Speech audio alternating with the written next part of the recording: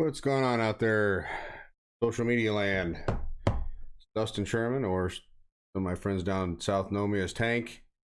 I wanted to kind of come on tonight and talk a little bit about what's going on here in Alaska. It's been a while since excuse me for a second. It's been a little while since I've come on and done an update on what's going on up here. It seems that we have a mayor that's completely out of control.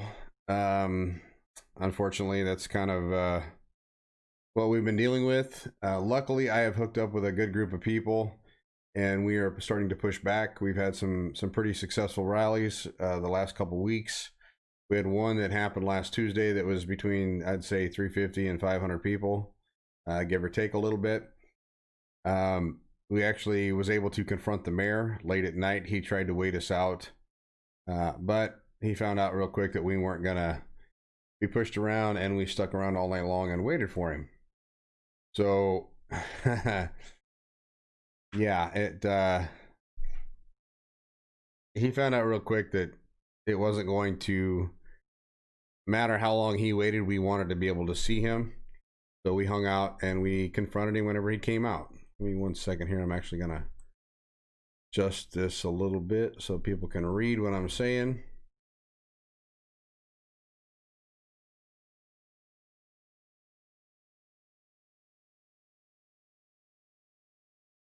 Hopefully that'll come through okay. Yeah, it looks like it's catching all the words now. But yeah, we went out there. The rally started about 4:30. Some of us got there pretty early. And the library, which is where the assembly hall is, filled up, and we had quite a few Patriots out there. It was a great event. The mayor snuck his way in behind everybody, had someone drop him off in a car, and he ran in the building like a coward. He didn't want to face his public. He didn't want to face the citizens of Anchorage, so he ran in like a coward. So we decided we were going to wait him out, and there was about 400 people there. At one point, they tried to deem us, the assembly and the mayor tried to deem us a riot or an unlawful assembly, I guess you could say. They actually attempted to get APD to remove us, and APD refused. We were on public property, on property we basically owned, and basically, in one sense of the word, told the mayor to fly a kite. We hung around till about 7 o'clock. Some people broke off to go get dinner. It had been a long day already for 3 hours. And a lot of us just kind of hung out there. There was one guy that was awesome. He brought his truck with a grill in the back of it. We had burgers and hot dogs. It was like going to a ball game. Anyway, so at the end of the night, before the end of the night, about 10 o'clock, people started honking their horns outside the assembly. And, just kind of reminding them that we were there. And it got their attention. They actually wanted to try and remove us off the property because they considered us a riot. Supposedly they were scared for their lives, even though we weren't banging on the building, making all kinds of noise or anything that proved that we were a riot. We didn't damage anything. It was peaceful. But instead of them looking out the window and seeing how many people were there, they panicked and they tried to call APD again, which in turn they showed up this time and basically told one guy in a truck that he couldn't park where he was parked, and he said that we could do what we wanted to do as long as we kept moving. So he started moving around and they left us alone. Third time they were called, it was about 11:15. Told us that we were getting a little loud and it was late at night, so we stopped honking our horns. And then at midnight, they decided to leave the library and come outside. And when our mayor Berkowitz walked out the side door, he was confronted by 15 to 20 angry Anchorage residents, and he got an earful all the way to his car. So, you know what? Mission was accomplished. I mean, he had to confront he had to face his critics, and I think it was well done. I think it was, there might have been a few things we could have done a little different. That was probably not the best idea. We had one guy lay down in front of a car, or in front of his car. but he never hurt the guy. It was all mostly people yelling at him. So there were some words that were said, I'm sure, that hurt his feelings. Whoop-de-doo. He's basically in office and he signed up for this. So you make an entire city mad over something, then you're going to hear it. So basically, what he did that kind of really upset the city, amongst other things, he decided that we got a CARES money from the government that was supposed to take care of small businesses and stuff that have been hurting through the COVID crisis. Instead of, I think there was like $30 million, instead of divvying that out between small businesses, he decided that he's going to buy 4 buildings in the city of Anchorage and turn them into homeless shelters. Spend $22 million of that money on these 4 buildings, and that's without renovations. That's without anything else. That's just buying the properties. And one of those communities is in a place called Geneva Woods, which is a really, really, it's a well-to-do little area. And he's about to dump a homeless shelter right on their corner. Those folks are not happy. In fact, they're pretty much up in arms. A lot of those folks voted for this mayor, and they are not happy with what he's doing. The other $6 million is supposed to be divvied out to the business owners, whatever. But here's the thing. And Anchorage isn't a huge city. It's got a population of about 320,000, roughly. But he's going to spend $22 million on about 3,500 homeless in a city of 320,000 people. So if you have any kind of brain, you understand that that's slightly lopsided. I could see $6 million maybe on one building and making it a treatment facility, and then giving out the rest to the city of Anchorage and the people who deserve it, the people who have been shut down and affected the most. Now, not only is he going to put that money toward a group of 3,500 people, but there is zero evidence that that 3,500 people, or the homeless population, has had any problems with the COVID virus. So they seem to be thriving just fine. I mean, other than being homeless, yes, they are homeless, and many of them don't want help. They don't want this. They don't want to be forced to go into a treatment facility. They are happy to be left alone. You can see this if you go through Anchorage and you see, 30 or 40 of them sitting on the side of the street together, having beers and doing whatever it is that they do. Of course, it's summertime up here right now, so they're not freezing to death like they would in the winter. They just want to be left alone. And this mayor is basically forcing them to do things that they don't want, spend money that they probably understand that shouldn't be spent on the things that the mayor wants them to spend on. So that's what's going on in Anchorage right now. And there's a lot of other issues. They're trying to defund the police department.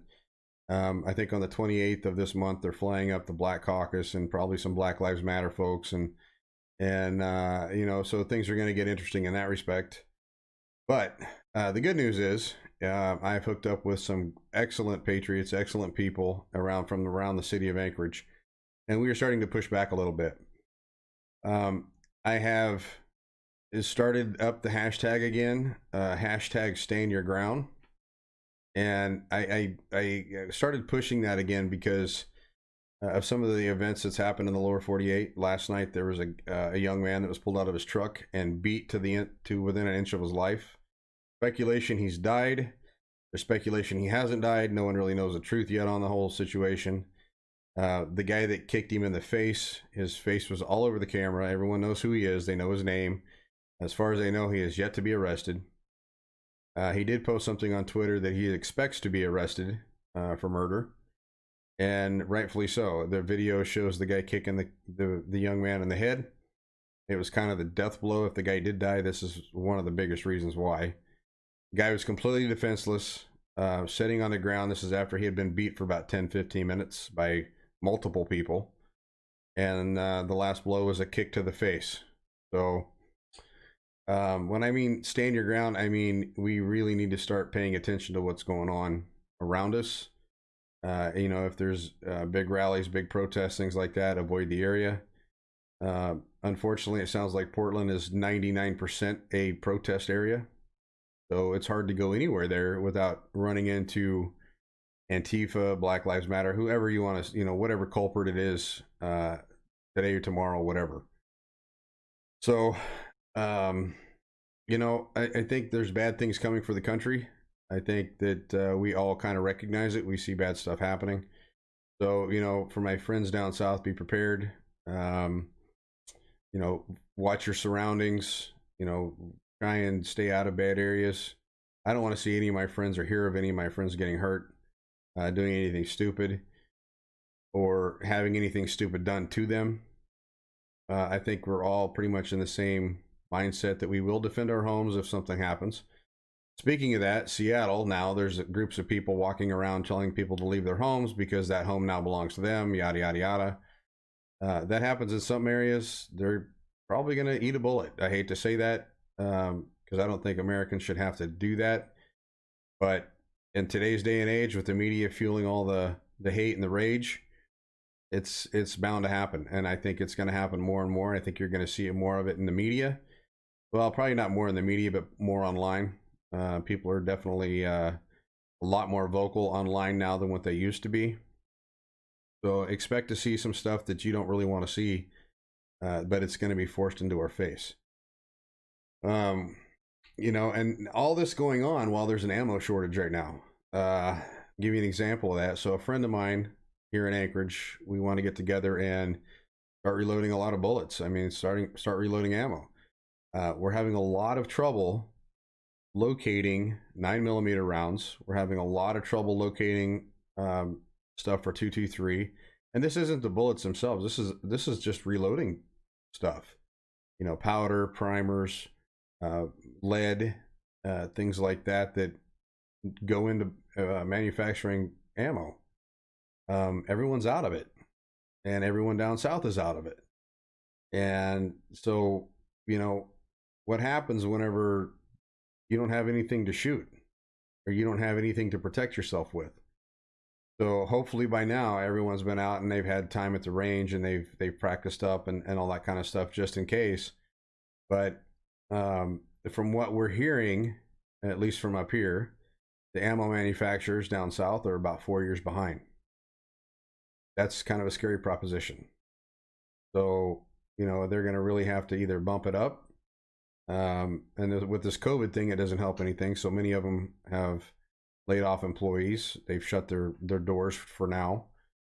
But a lot of them are really backed up on orders. A lot of them are really backed up on being able to cover the orders that they do get. And it's kind of sparse. It's in between. They're having to sort through who needs what the worst and trying to get it all out. So 9mm and 223 or 5.56. Good luck finding it. Luckily, I have some ammo saved up and stored up, but if something really big pops off, who knows how long that's going to last. So for those of you who reload and have stockpiles, good on you. And those who don't, it's going to be a while before you get any, unfortunately. So if you're going to go out and you're going to practice, you're going to go to the range and do stuff, use it very sparingly, because the stuff that you're firing off, it may be something that you need down the road. So just keep that in mind. With that said, we do have elections coming up tomorrow here in Anchorage, and I'll be going out to the voting polls tomorrow as soon as I figure out which one is mine. I've been looking. I think I found one that I can go to. One thing to remember before November is go to the elections website that you can find, or go down to your DMV and make sure that you are registered Republican. I have been seeing stuff online that people are getting ballots in the mail that have the wrong party designation on them. Not only that, but on some of I've seen a video today that kind of worries me a little bit.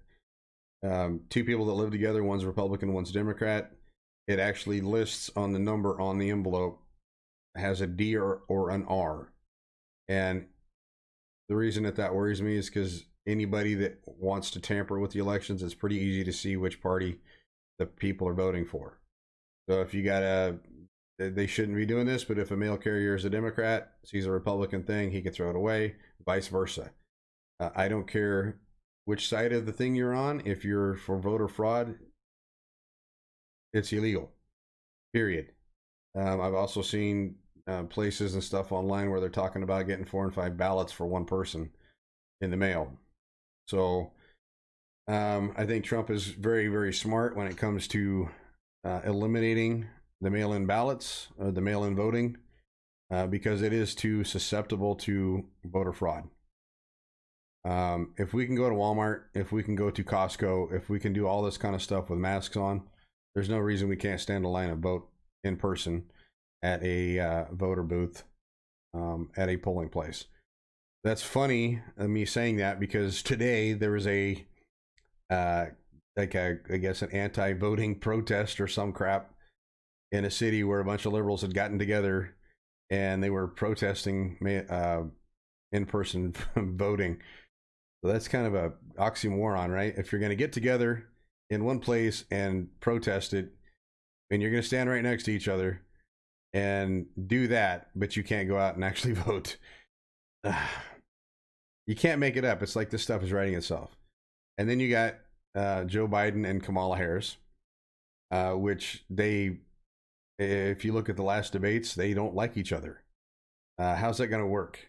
I mean, I think that they expect old Biden is just going to keel over or give it over to her, and then she's going to run the country. Now, keep in mind, Kamala Harris is one of the reasons that most of the well, let's put it this way. When I was in California, she's known for putting more black people in prison than any other person in the DOJ in that state.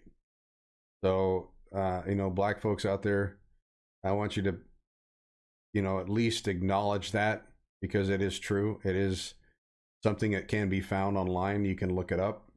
Her record is not very good with that population. So, we do have some good candidates running across the country. I just watched a video for a woman running in Detroit, young black woman, just absolutely beautiful woman, and has some very, very good talking points when it comes to taking back Detroit. She walks through the city. She's dressed up real nice. Very well-spoken young lady. I can't remember exactly what her name is, but very well-spoken. And I could see her getting a lot of votes. She's kind of the Republican answer to AOC, I kind of think, but she has a brain. So just listening to her speak, I mean, she was very, very knowledgeable about her area. And it's nice to see that. She's definitely not a bartender. She's very well-spoken. So, we're dealing with some stuff here in Alaska right now. It's like 65, 70 degrees outside. So we're having a great fall so far. We haven't had the fires that we had last year up here. It's been relatively mild. We've had some rain. The mosquitoes are just like they always are. We have a lot of mosquitoes, but overall, it's been pretty damn good. Last Tuesday, was it last 2 weeks? 2 weeks ago, we had a rally, and it looked like it was going to rain, and the sky opened up, and it was blue skies for most of the day. So, I think the man upstairs knows what we're fighting for, and I think he gave us a reprieve on the rain, and it just turned out to be a great sunny day.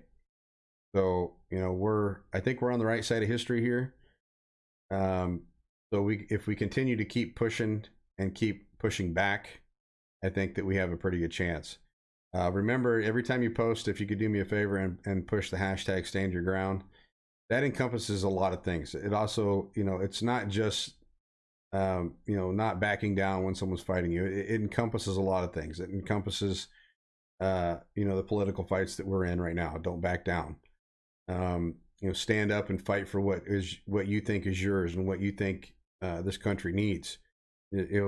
Stand your ground. It's pretty self-explanatory what it means, but it can be used in a bunch of different instances. Someone breaks into your house, stand your ground, protect your life, your property, and your family. Not necessarily in that order. But anyway, I wanted to talk a little bit about the group of people that I'm working with. We have 4 major, what I would say major groups here in the city of Anchorage.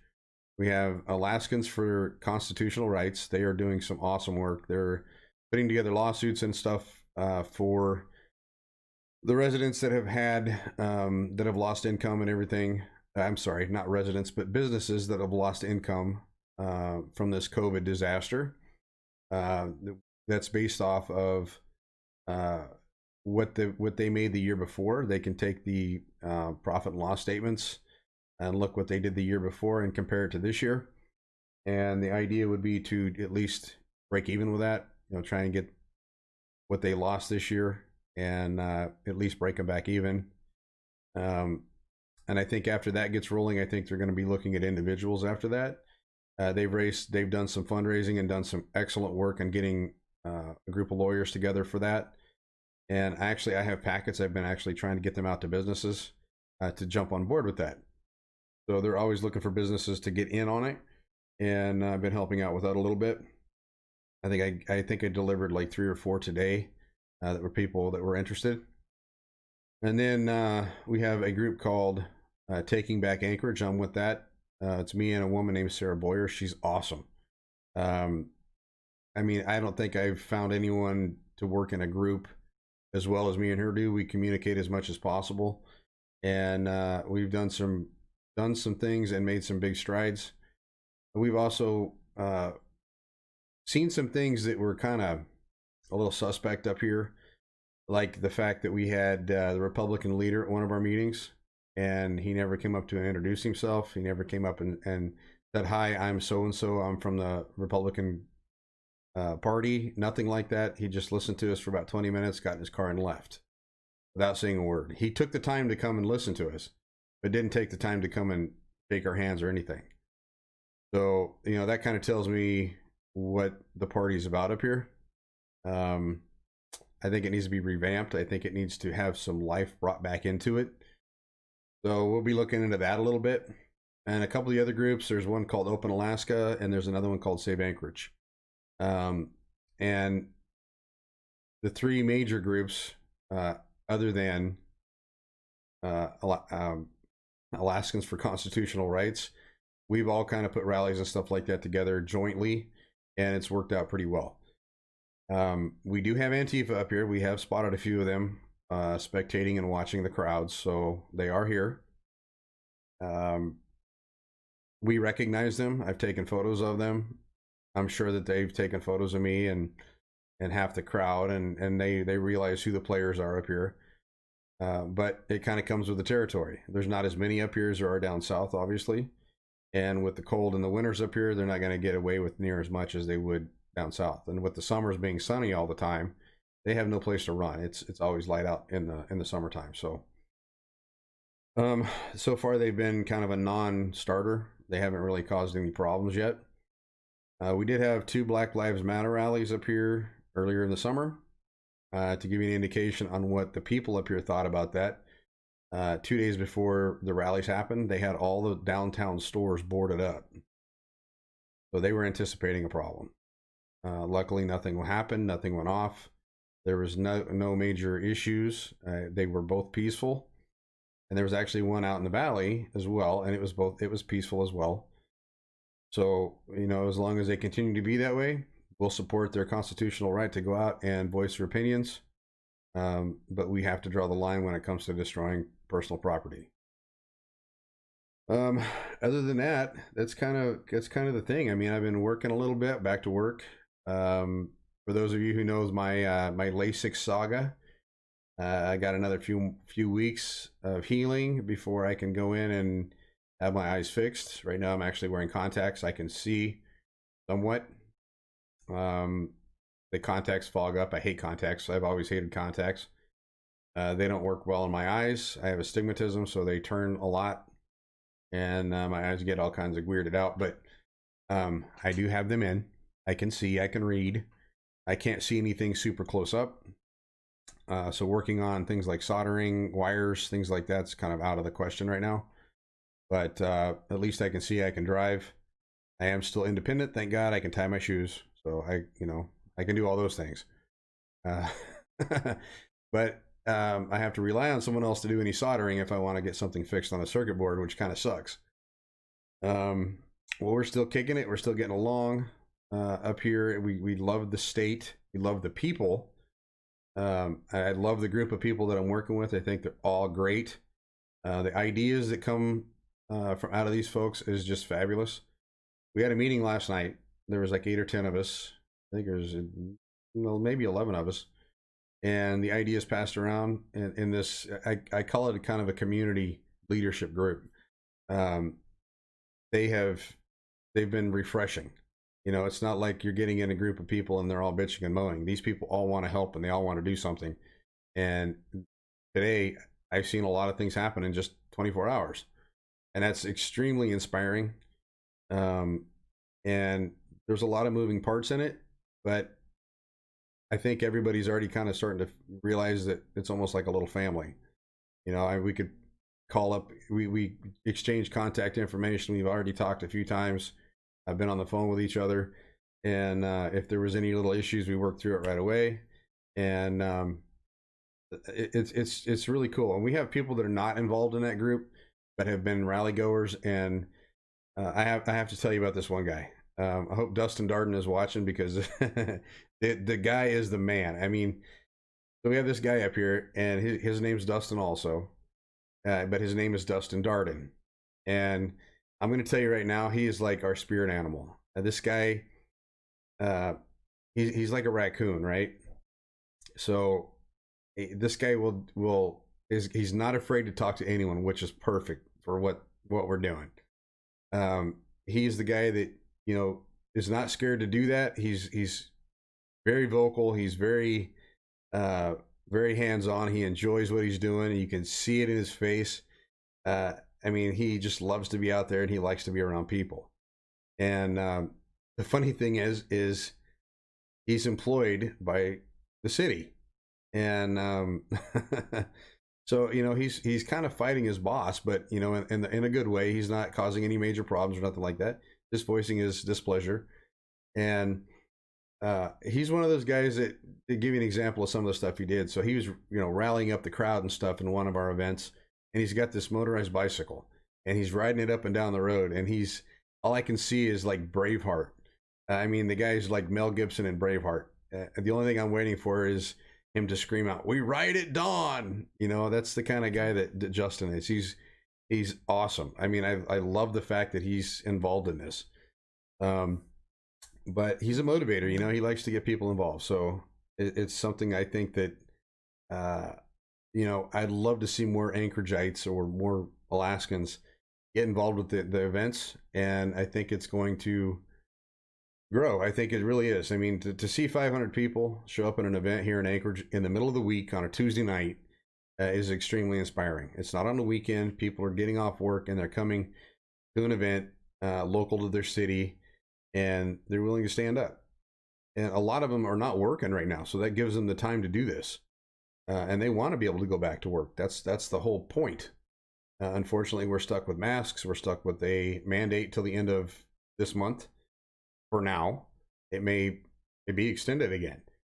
So, unfortunately, this mayor is arbitrarily just extending things kind of willy-nilly.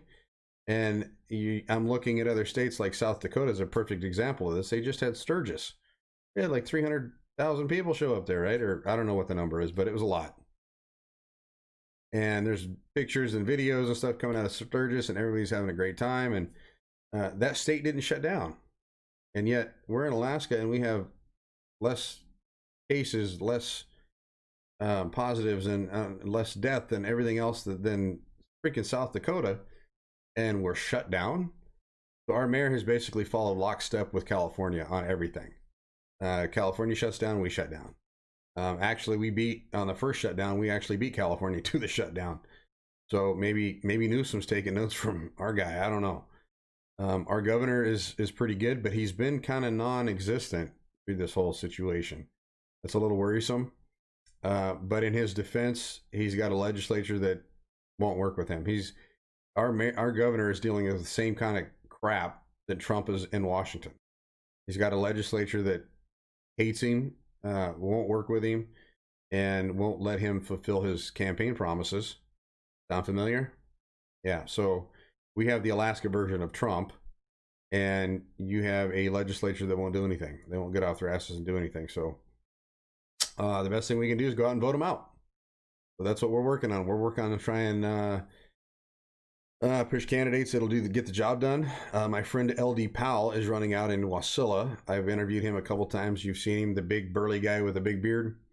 He's running for the Wasilla out there. I think it's District 9 or 19, 9 or 19. And it sounds like he's doing very well. So I want to continue to push for LD. A great guy, great patriot, understands exactly what it takes to win. And he's running a pretty good campaign right now. I've been following it, and I'm excited to see what happens when he gets in there. So I guess that's kind of a general overall synopsis of what's going on up here. Yeah, we're not open. The business I work for, we're not open yet, but I am at work, but we're not letting customers come in yet because we're only allowed 15 people in the building. That will not 15 people at a time in the building. That will not support the light bill. That won't support the the gas bill, anything like that. It barely covers my salary, if it even does. So we're just making sure that we're getting our leagues and stuff set up for winter time, and making sure we know how many people are coming back. And hopefully in September we can get those rolling if the mayor doesn't get stupid and try and extend these things. So we'll see. The one thing that we have to fight against is Berkowitz, our mayor, is out in April. So he's doing all the damage he can do before he gets out, and leaving the mess for the next guy. Which, there's a pretty good chance it can be another guy that's just like him or worse, a guy named Forrest Dunbar. So yeah, we're fighting a lot of battles up here, and we have a heavily left assembly. So, and here's the crazy thing about the assembly. There's a lot of things different up in Alaska than there is in California. So our assembly is heavily weighted left. We have 2 conservatives, essentially, in the assembly. The rest are left, and I think there's 10 or 12. So we're heavily outnumbered that way. And if we do recall one of them, the assembly gets to choose who replaces them until the next vote. So, someone goes half a term and you kick them out, that next person that they put in there runs the other half a term, and then they have to run on an election. So you kick a guy out and then they replace him with somebody that's just as bad or worse. Now you're stuck with them for the rest of the term. We did find out on a recall, though, that if you screw up a recall and it doesn't go through, you have to wait another 6 months before you can do it again. So, everything is kind of going lockstep, but we have to make sure that everything's done right, the process is done correctly, and it doesn't get rejected. Anyway, that's a synopsis of what we're doing, and I hope everybody down south is paying attention to what's going on across the nation, and you guys are prepared for anything bad that may happen.